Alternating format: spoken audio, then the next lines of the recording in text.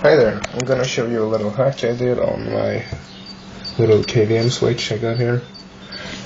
The reason why I did this hack is because I got two computers and this switch got 4 inputs.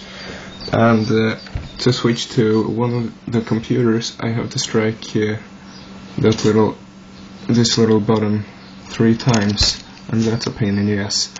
So I got cable here from the select button, and then under the table we got a little PLC, and what the PLC does is when I strike this button, the PLC steps 3 times, so I just have to strike this once, and this is to step 1 step because the other computer is right after the first one. So we're running the computer that's last in the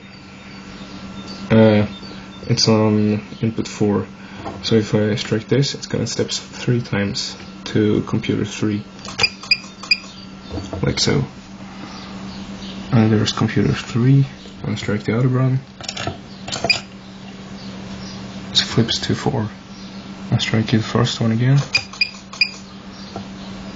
there we go. Works very good. You can hear the PLC clicking when I'm pushing the button. Like so. First one. There we go. Works like a charm. And I'm really happy because I don't have to strike the select button so many times.